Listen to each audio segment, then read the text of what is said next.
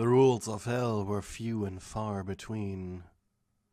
More often than not, they were implied, or assumed, outright told.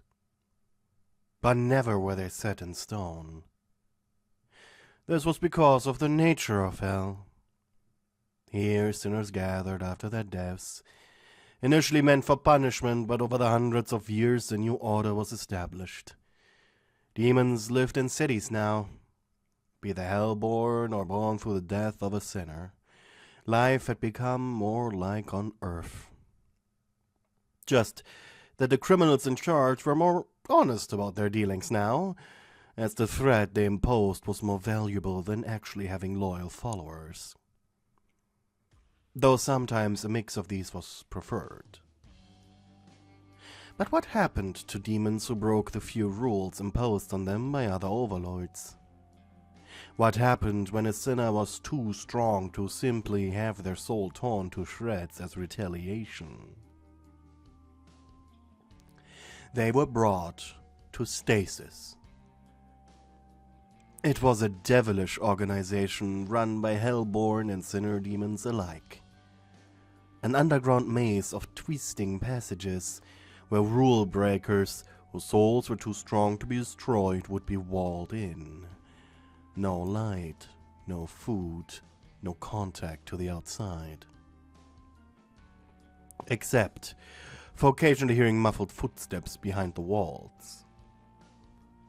If an overlord was particularly upset, they could even order smaller encasement rooms, allowing only to stand and or lean.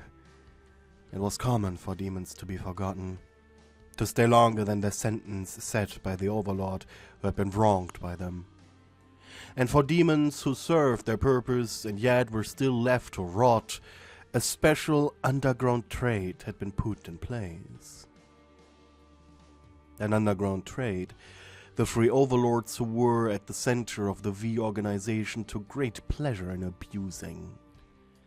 It truly was a wonderful thing, the purchase of these powerful demons forgotten by their former lords was an amazing little cheat code. These demons were instantly loyal, especially if revenge against their captor was promised. They were cheap, as most of them forgot the value of their soul and powers. And most importantly, some of them still had their names whispered in the dark, making them extra valuable.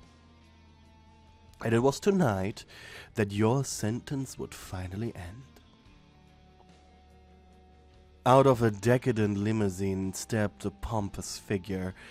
Dressed in a wonderful Saturn robe came none other than the second in command of the V's, Valentino, the biggest pimp of the circle and maybe hell in general, only rivaled by whatever degenerate crap was happening in the lair of lust. Stuff like Vorn unbirthing, which was even too much for Valentino. It was actually quite disgusting. Valentino was here because rare demons were often contained here, and he wanted another Chewtoy for himself. Someone as sophisticated as Valentino needed new playmates on a semi-constant basis after all. One of Stasis's demons opened the heavy metal door to the facility for him. Stasis was employing stained glass demons, creatures just barely stronger than succubi and incubi, mostly due to them quite literally being made out of colorful glass. But because of that, they were cheap labor and incredibly loyal. Master, It bowed before him. I've an order to accompany you. Valentino's visit had been announced, and since he was a regular, he had free reign through the underground facility. That's quite alright, baby. Val was honestly impressed. Usually these demons insisted on introducing themselves, but this one went straight to the point. He liked that. As Val wandered through the dusty halls of the labyrinth, the creature offered him a small notepad. On it a few questions for the moth demon were to fill out. To pinpoint exactly what demon he'd be needing. Val hummed.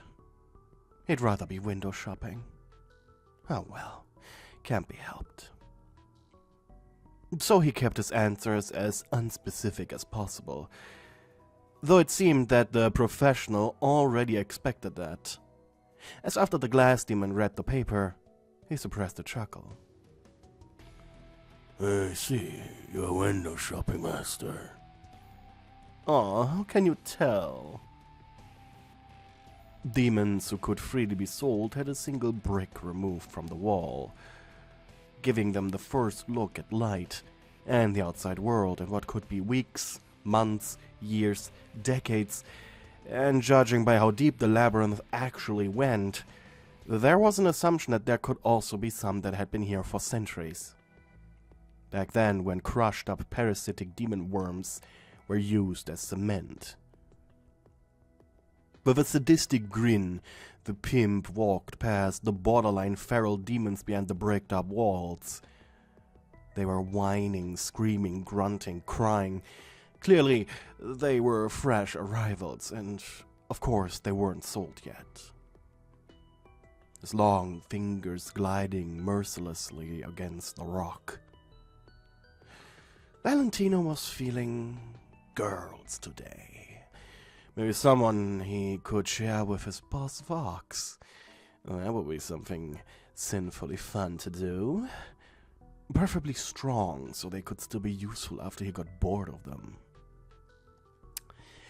You know, perhaps putting an image of the demon on the walls there behind would help with deciding. The stained glass demon looked at Val. What we're about to do is technically not allowed by stasis. It's an open secret. As such, it will be better not to. Fine, baby. I was merely suggesting. The two reached an elevator. Despite your answers, I think I know a good candidate, Master. If you please. With a nod, Val entered. The demon then pressed a button leading to a much lower section of stasis. Don't disappoint me, he mused. Won't happen. I'm sure you'll be pleased.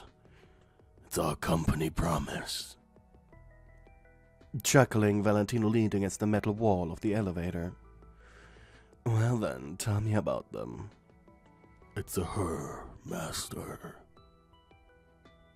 Enthusiastically, Val wiggled with his eyebrows. Her demon name is Mist. She is a silence.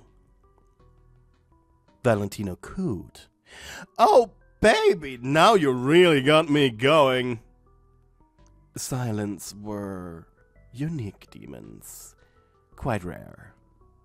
They had the power to create hallucinations, both minor, which would be whispers or ghostly laughs, or more powerful ones. They were capable of creating ghostly copies of themselves that in some instances were even able to cause sensations, such as touch and taste, as if the copy was an actual being. Val had all kinds of kinky thoughts already with that power alone. Sadly, though, silences could not speak themselves. Instead, they used the voices they could create to talk. Valentino had seen silences before. They were actually a little terrifying. And they were free spirits. They rather impale themselves on angel spears than sign soul contracts. So how one managed to end up down here was truly an interesting sight to behold. The elevator opened into a surprisingly dark hallway. Don't touch the torch stumps, Master. They're actually lit. It's all her doing. So we're already in her area of influence? Doesn't take a lot of power to do something as minor as this. Valentino stepped out of the elevator. Final cell at the end of the hallway. Enjoy yourself, master. You aren't coming? The demon smiled. I'm sure she is what you're looking for. Smugly, Valentino grinned. If she isn't, I shatter you myself. The stained glass demon grinned before the door closed. Truth be told, the demon just didn't want to enter your cone of influence. For all he was concerned, as Val walked down the hallway, the tormented screams of the demons unfortunate enough to be stuck on the same floor as you were giving him goosebumps. Quiet, barely audible whispers were echoing around his head. A single bead of sweat ran down his neck, despite it being quite cold here and moist. Though considering that the torches were apparently lit, despite appearing fuzzed out, that probably meant that in fact it was the regular temperature of stasis here. And finally, he saw you.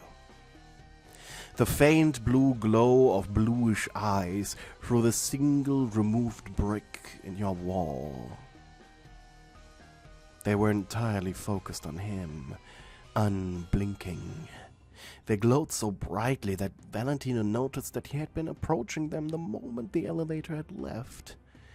It was difficult to resist their lure. The moth demon stopped before the wall, arms crossed. You were staring each other down. He couldn't quite make out your body, though the silhouette that he could see was quite attractive. He had expected some skinny, feral creature, but you looked voluptuous. Maybe your arms and legs were a little thin, but you had a beautiful hourglass figure, borderline sinful even. Sizing me up like meat, aren't we? Whispered a feminine voice behind him. Humming, his shoulders shivered pleasurably. I like that effect, baby, he mused. And you tilted your head, interested. Who are you? He felt a presence behind himself. Like if he turned around, he would bump into someone else's nose. Lewd thoughts were going through Valentino's mind already. The name is Valentino, baby. And I'm quite interested in you. The glass guy did definitely not lie about you. He might actually be what I'm looking for. You narrowed your eyes. I seem to vaguely remember that name. A minor pimp, yes. Though I suppose you being here means that you grew up in this world. Curiously, Val tilted his head. Yeah, I'm an overlord now. I lost count of how many times I have waited for someone to take me out of here. It's been so long since the last time I've seen the sky. The presence behind him was moving. Like a seductress, it walked up next to him. He could feel the invisible presence lean on his shoulders, its lips brushing against the holds of his ears. You're interested in me, tough guy? I would prefer lover boy. The hallucination he used to communicate with him chuckled. So lover boy it is. I'm surprised you're much less feral than I expected. His eyes moved down to where your silhouette began, up to your eyes. Not to mention that body of yours. A little blue tint began to glow around your actual cheeks. Ah, so compliments were your weakness, he thought. Ah, that's very useful. The presence next to him flickered. I find you amusing, lover boy. I may be willing to allow you to set me free. Technically, you aren't allowed to refuse, baby. Your eyes narrowed, and then he was blind. Instantly. No fanfare, no scary magic sounds. It was just darkness, all engulfing, a void. Your voices whispered all around him. Well, how about now? You can't just grab what you can't see. But Val kept a cool head. He actually really liked this little game you were playing. He could kiss you. How many demons have been interested in you so far, Mist? Not counting you, 3. Zestial, the man who locked me in the first place. My continued refusal to indulge him led him to forget the length of my sentence, which eventually put me up for sale. Then the radio demon Alistair, though he found my presence to be too annoying, apparently doesn't like it when someone he licks his ear. Lastly, Miss Carmela Carmine. She said she'd consider purchasing me, however she hasn't returned yet. How long have you been here? Since you know me from before I was an overlord, that should be at least, 20 years, maybe? I'm not sure. You didn't answer, but then he heard the pitter-patter of naked feet. And then his vision returned, instantly, as well without much fanfare. He found himself in the same corridor, though the torches were visibly lit now. Looking into the hole in the wall, he had come closer. Seems like there was a full room behind you, even though it was just naked brickwork. He could only see her face, which was quite alluring. From what he could see, your skin was completely black, dirty and dusty. Your face was covered by a white human skull with a broken lower jaw. It was seemingly fused to your face. Your mouth was white with luscious lips, and razor-sharp teeth that looked a little neglected, but nothing V-brand toothpaste could fix. Your hair was wildly grown and long, clearly in need of some hair care product as well. Though, your body was delicious. As expected, it was a little thin, though not starved, even though he had expected that, especially after 20 years of solitary confinement. Now, judging by the blood splatters all around your room, you most likely ended yourself multiple times just to skip some time, which was quite intelligent. Not many demons had the balls to actually do that to themselves. Your fingernails were long, sharp, and dirty, and you were dressed in bloody brown rags that just barely covered your shameful bits.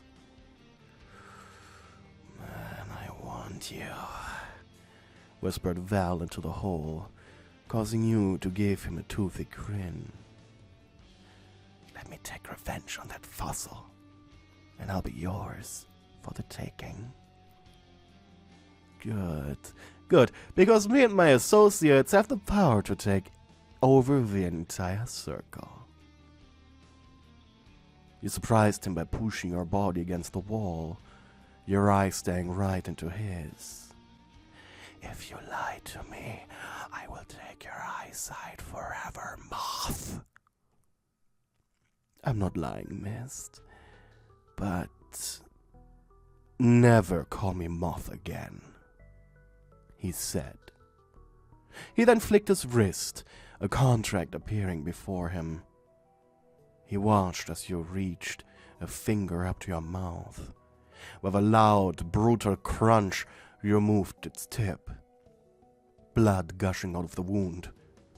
You waited a moment, and then pushed your arm through the hole, using it, the wound, to sign the contract. Your real name is Anna. Oh, that's quite cute. Shut up, lover boy. You then took a few steps back, as upon your signature, the elevator opened, with 4 stained glass demons, 2 holding heavy hammers while the other 2 held red candles. They placed them at the corners of their wall, breaking the seal that kept you inside, before the other 2 started swinging, breaking open the door.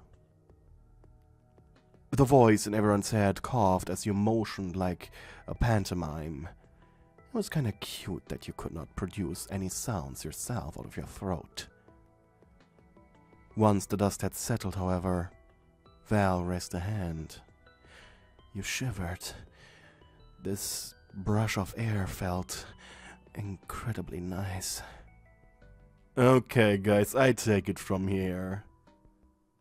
The glass ones looked at each other. Shoo, shoo. Confused, the demons left, and Val stepped forward. Now, let me have a quick taste, baby. We clean you up later. You allowed Valentino to step over the rubble into your former cell. He placed a clawed hand on your chin, and your voice gasped in his ear, a single tear coming out of your eye. What's wrong, baby? I haven't been touched for so long. Your hand, so soft and warm. Aw, you getting romantic on me, baby? Your eyes met his, a strange fire within. Now, shut up and fuck me already. Immediately accepting your invitation, the moth began pressing his lips on yours, while pushing you against your cell's back wall. His tongue aggressively meeting yours as both of you wanted to invade each other's mouths. A delicious, wet and lewd battle between your connected lips ensued. Your tongue was strong and quick, roughly stroking against his, while Val's dominated yours mercilessly, pushing yours down while trying to taste as much of your salvia as possible. Your heart raced, not having any stimulation for so long, and now being greeted by this was overwhelming. Well, could hear multiple voices all moaning and groaning all around him. You must really be enjoying this.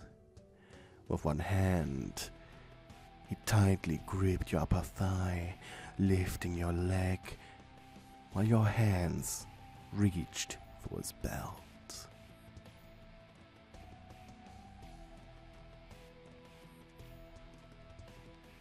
It was sometime later on the same day.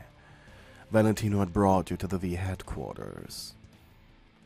He had quietly pushed you past Velvet, who was scolding her models. If she saw you all dirty like this, she'd flip.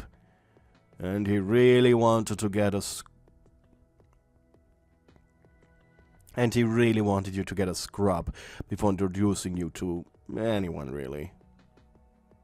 Your powers were super interesting, and he couldn't wait to put them to good use. The moth practically threw you into the penthouse's bathroom, almost considering going into the shower with you, but, well, he was in full Barbie mode now. He wanted to dress you up in super slutty outfits for his own amusement. Meanwhile, you let hot water cascade over your body. While the dirt had made your skin look dull, it actually had a beautiful jet black coloration that was soft and smooth. Now that actual soap, shampoo, and water was running down your body. Its squishiness could truly be felt. Dripping wet, you left the shower minutes later, staring at your visage in the mirror. You had almost forgotten your face. With your claws, you poked at your own eye. Honestly, you couldn't believe that you got out of there. In the meantime, Vox, Valentino's boss and leader of the 3Vs, entered the penthouse via the elevator, a bunch of files in his hands. He was furious. It were the recent view counts of his news show. After Alistair made a laughingstock out of him, they had declined by about 10%. That was a disaster. His powers were based on attention. The more people were influenced by his show, the more powerful he became. He was a hypnotist after all. So this quite literally shaved away at his strength and confidence. He simply wanted to vent at Valentino. After all, the pimp was the only one who took him serious. As he read the papers over and over again, as if reading them multiple times would magically improve the numbers, the noise of the bathroom opening pulled him out of his thoughts. What took you so long, Val? I need to talk to you. Vox's eyes met your wet form. He blinked twice before grinning. Oh my. You looked at him a little confused. You knew that the TV head was your new overboss, though you were unsure about him. As such, you didn't respond. I was getting new girls, but I didn't expect something as rare as you. Silence, right? Well, better be on his good side. So you tilted your head. Looks like the guy was just like Valentino. A perf. So you smiled and created a copy of yourself to sit next to the TV man. It whispered into his ear. You must be Vox, right? You purred, while your real body walked over to the sofa opposite to the TV demon. He grinned, almost cooing, amused. Yes. Your hallucination's fingers were sliding against the dials of his head, increasing and lowering his volume, making his face more saturated and desaturated. He was enjoying this. You leaned forward, seductively pulling down the towel around your chest. You seem stressed, boss. You whispered, smiling smugly. The image of you licked over his screen. His eyes rolled back and you motioned as if you were chuckling. Oh, he was much easier to play with than Val. Yeah, I'm very stressed, hot stuff. He groaned. Sighing pleased, Vox continued. I know that thing is not real. I mean, you're sitting right there, but man, it feels real and it feels good. The doppelganger chuckled. I know, but it can do much more. I can do much more. A second image of you appeared behind him, hands massaging his shoulders. Of course, it wouldn't fix his muscles if they were strained, but it still felt good being massaged. The door of Valentino's walk-in closet opened. The moth poked his head out. He felt as if he heard his boss. And then he grinned.